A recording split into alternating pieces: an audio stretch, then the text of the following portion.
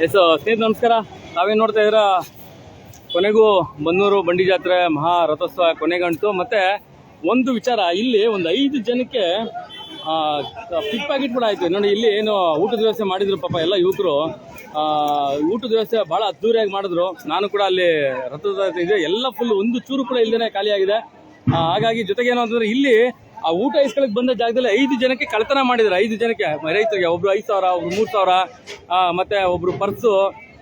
ಬೇರೆ ಬೇರೆ ಗ್ರಾಮಸ್ಥರ ಇಬ್ರು ಕೂಡ ಅಲ್ಲಿ ಸಿಕ್ಕಿದ್ರು. ಅಲ್ಲಿ ಏನೋ ಯಾವನೋ ಪರ್ಸ್ನ ಕಳ್ತನೆ ಮಾಡ್ದ, ದುಡ್ಡನ್ನ ಕಳ್ತನ ಮಾಡ್ದ, ಅವ್ರನ್ನ ಸ್ಟೇಷನ್ ಕೂಡ ಸಾರ್ವಜನಿಕರೇ ಒಪ್ಸಿದ್ರೆ. ಇಲ್ಲಿ ಊಟ ಇಸ್ಕೊಂಡು ಬಂದಂತಹ ಎಲ್ಲ ಭಕ್ತಾದಿಗಳು ಒಮ್ಮೆಲೆ ಬರ್ತಾರೆ. ಆಗ ಆ ಊಟ ಈಸ್ಕೊಳ್ಳೋ ನೆಪದಲ್ಲಿ ಬಂದು ಕಳ್ತನ ಮಾಡಿರುವಂಥದ್ದು ನೋಡಿ. ಒಂದು ನಮ್ಮ ಗ್ರಾಮಸ್ಥರು ಇಷ್ಟೆಲ್ಲ ಒಂದು ಒಳ್ಳೆ ರೀತಿಯಾದಂತಹ ವ್ಯವಸ್ಥೆ ಮಾಡಿ ಊಟದ ವ್ಯವಸ್ಥೆ ಮಾಡಿದ್ರೆ, ಯಾವುದೋ ಹೊರಗಡೆ ಊರಿಂದ ಬಂದು ನಮ್ಮ ಊರನ್ನ ಹಾಳು ಮಾಡುವಂಥ ಜನ ಇದಾರಲ್ಲ, ಅದಕ್ಕೆ ಮೊದಲು ಕಡಿವಾಣ ಹಾಕಬೇಕು. ನಾವು ನಮ್ಮ ಊರನ್ನ ಘನತೆ ಗೌರವ ಕಾಪಾಡ್ಕೋತೀವಿ. ಆದ್ರೆ ಯಾವನೋ ಬಂದು ಇದೇ ಜಾಗದಲ್ಲಿ ಕಳ್ತನ ಮಾಡ್ತಾನೆ. ಆ ಕಳ್ತನ ಮಾಡೋದನ್ನ ಸಾರ್ವಜನಿಕರ ಯಾರು ಕಳ್ತನ ಆಗುತ್ತೆ ಆ ಸಾರ್ವಜನಿಕ ಹಿಡಿದು ಅವ್ರನ್ನ ಸ್ಟೇಷನ್ ಕೊಟ್ಟವ್ರೆ. ನೋಡೋಣ ಏನ್ ತನಿಖೆ ಆಗುತ್ತೆ ಅಂತ. ಅವನ ತನಿಖೆ ಏನಾಗುತ್ತೆ, ಮತ್ತೆ ಅವನ ಮೇಲೆ ಏನು ಕಾನೂನು ಕ್ರಮ ಇವರು ತಗೋತಾರೆ, ಅವನ್ನ ಕ್ರೈಮ್ ಸ್ಟೋರಿ ಏನೆಲ್ಲ ಇವರು ಬಿಡ್ತಾರೆ ಬನ್ನೂರು ಪೊಲೀಸ್ನವರು ಅಂತ ಕೂಡ ನಾನು ಹೇಳಕ್ ಇಷ್ಟಪಡ್ತೀನಿ. ಸಂಬಂಧಪಟ್ಟಂತ ಗ್ರಾಮಾಂತರ SP ಅವರು ಕೂಡ ಇದನ್ನ ನಾನು ವಿಡಿಯೋನ ಶೇರ್ ಮಾಡ್ತೀನಿ. ಆ ಕದ್ದಂತ ಕಳ್ಳನ ಹಿಡಿದು ಎಡೆಮುರಿ ಕಟ್ಟಿ ಆ ರೈತರೇ ತಗೊಂಡೋಗಿ ಸ್ಟೇಷನ್ಗೆ ಬಿಟ್ಟಿರುವಂಥದ್ದು.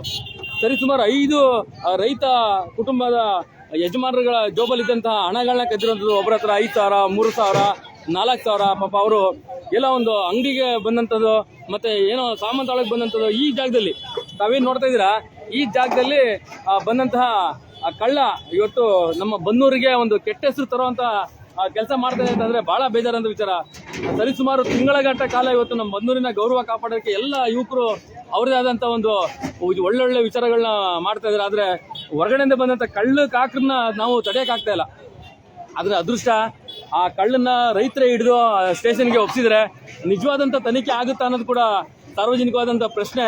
ಬರೀ ದುಡ್ಡು ಇಸ್ಕೊಟ್ರೆ ಪ್ರಯೋಜನ ಇಲ್ಲ. ನಾಳೆ ದಿನ ಇನ್ನೊಂದ್ ಕಡೆ ಕದೀತಾನೆ, ಅವನಿಗೆ ಕಾನೂನಾತ್ಮಕವಾದಂತ ಕ್ರಮ ತಗೊಬೇಕು. ಜೊತೆಗೆ ಕಾನೂನು ಕ್ರಮ ಜೊತೆಗೆ ಅವನ ಎಲ್ಲ ಕ್ರೈಮ್ ವಿಚಾರಗಳು ಏನಿದೆ, ಅವನು ಎಲ್ಲೆಲ್ಲಿ ಮಾಡಿದ್ದ, ಎಲ್ಲೆಲ್ಲಿ ಜಾತ್ರೆಗಳಲ್ಲಿ ಅಥವಾ ಯಾವ ಸ್ಟೇಷನ್ಗಳಲ್ಲಿ ಅವನ ಮೇಲೆ ಕ್ರೈಮ್ ಇದೆ ಅಂತ ಕೂಡ ಬನ್ನೂರು ಪೊಲೀಸ್ ಇಲಾಖೆ ತನಿಖೆ ಮಾಡೋಗುತ್ತೆ. ಈ ಜಾಗದಲ್ಲಿ ಭಕ್ತಾದಿಗಳು ಊಟ ಇಸ್ಕೊಳಕ್ ಬಂದಾಗ ನಡೆದಂತ ಒಂದು ರಾಬ್ರಿ, ಕಳ್ತನ, ರೆಡ್ ಹ್ಯಾಂಡ್ ಆಗಿ ರೈತರೇ ಹಿಡ್ಕೊಂಡು ಕೊಟ್ಟಿರುವಂಥದ್ದು.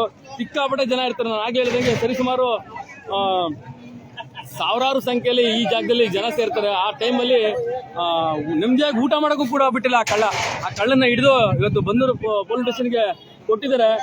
ಸಂಬಂಧಪಟ್ಟಂತ ಮೇಲಧಿಕಾರಿಗಳು ಯಾರಿದ್ದಾರೆ ನಿಮ್ಗೆ ಅವ್ರಿಗೆಲ್ಲ ಕೂಡ ಈ ವಿಡಿಯೋನ ನಾನು ಶೇರ್ ಮಾಡ್ತೀನಿ. ಏನು ತನಿಖೆನಾಗ ಆಯ್ತು, ಏನು ಅವನ ಕ್ರೈಮ್ ಸ್ಟೋರಿ ಕೂಡ ಬಹಿರಂಗ ಪಡಿಸ್ತಾರೆ ಅಂತ ಕೂಡ ಇದು ಬನ್ನೂರು ಸ್ಟೇಷನ್ಗೆ ಸವಾಲಾಗುತ್ತೆ. ನೋಡೋಣ ಬನ್ನೂರು ಸ್ಟೇಷನ್ ಸತೀಶ್ ಅವರು ಆ ಕಳ್ಳನ ಎಲ್ಲ ಕ್ರೈಮ್ ಸ್ಟೋರಿಗಳನ್ನ ತೆಗಿತಾರ ಅನ್ನೋದು ಕೂಡ ಸಾರ್ವಜನಿಕವಾದಂತ ಒಂದು ಯಕ್ಷ ಪ್ರಶ್ನೆ.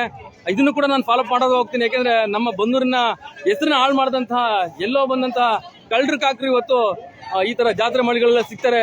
ಅವ್ರಿಗೆಲ್ಲ ಒಂದು ಪಾಠ ಆಗ್ಬೇಕು. ಅವ್ರನ್ನ ತಲೆನೋಗಿ ಜೈಲೂಟ ಮಾಡಿಸ್ಬೇಕು ಅವರ ಕ್ರೈಮ್ ಸ್ಟೋರಿಗಳನ್ನ ಮೂಲಕ ಅಂತ ಕೂಡ. ಏನ್ ಇವತ್ತು ಇಲ್ಲಿ ಕಳ್ತನ ಆಗುತ್ತೆ, 5-6 ಜನ ರೈತರ ಹಣ ಕಳ್ತನ ಆಗುತ್ತೆ. ನಾನು ನಿನ್ನೆಯಿಂದ ಕೂಡ ಹೇಳ್ತಾ ಇದ್ದೆ, ದಯವಿಟ್ಟು ನಿಮ್ಮ ಹಣಗಳನ್ನ ಯಾರು ಕೂಡ ತರಬೇಡಿ, ಒಡವೆ ವಸ್ತುಗಳನ್ನ ಹುಷಾರಾಗಿರಿ ಅಂತ ನಿನ್ನೆ ಕೂಡ ಹೇಳ್ತಾ ಇದ್ದೆ. ಆದ್ರೆ ಅವತ್ತು ಬಹಳ ದೊಡ್ಡ ಮಟ್ಟದ ಒಂದು ಕಳ್ತನ ಕೂಡ ಆಗಿರೋದು ಬನ್ನೂರು ಪೊಲೀಸ್ ಇಲಾಖೆಗೆ ಒಂದು ಸವಾಲಿನ ವಿಚಾರ. ಅವನ್ನ ತನಿಖೆ ಮಾಡೋದ್ರಲ್ಲಿ ಜೊತೆಗೆ ಒಂದು ಬಹಳ ಬೇಸರ ವ್ಯಕ್ತಪಡಿಸುವಂಥದ್ದು. ಇಷ್ಟು ಭದ್ರತೆ ಕೊಟ್ಟರು ಕೂಡ ಇಂತಹ ಕಳ್ಳರು ಕಾಕರಿಂದ ಪೊಲೀಸ್ ಇಲಾಖೆ ಇವತ್ತು ತಲೆ ತಗ್ಸುವಂತ ಕೆಲಸ ಆಗುತ್ತೆ ಅಂತಂದ್ರೆ ಬಹಳ ವಿಷಾದನೀಯ. ಒಟ್ಟಾರೆಯಾಗಿ ಅದೇನೇ ಆದ್ರೂ ನಮ್ಮ ಬನ್ನೂರಿಗೆ ಒಂದು ಕೆಟ್ಟ ಹೆಸರು ಬರೋದು. ಬೇರೆ ಬೇರೆ ಗ್ರಾಮದಿಂದ, ಮೆಲ್ಲಳ್ಳಿಯಿಂದ ಬಂದಿದ್ದಾರೆ, ಮಾಕಳೆ ಗ್ರಾಮದಿಂದ ಬಂದಿದ್ದಾರೆ, ಮಲಿಯೂರಿಂದ ಬಂದಿದ್ದಾರೆ. ಅಂತ ರೈತರಿಗೆ ಜೋಬಲಿದ್ದಂತಹ ಹಣನ ಕದೀತಾರೆ ಅಂತಂದ್ರೆ ಇವ್ರಿಗೆ ತಕ್ಕ ಶಾಸ್ತಿಯಾಗಿ ಇವ್ರಿಗೆ ಜೈಲೂಟ, ಇವರ ಕ್ರೈಮ್ ಹಿನ್ನೆಲೆಗಳು ಏನಿದೆ ಅಂತ ಕೂಡ ಸಾರ್ವಜನಿಕವಾಗಿ ಈ ಸ್ಥಳದಲ್ಲಿ ಕದ್ದಂತ ಹಣ ಅದು ರಿಕವರಿ ಮಾಡಿ ಕೊಡಬೇಕು ಕೂಡ ನಾನು ಈ ಮೂಲಕ ಸಾರ್ವಜನಿಕ ಪರವಾಗಿ ನಾನು ನಿಂತ್ಕೊಳ್ಳುವಂಥದ್ದು.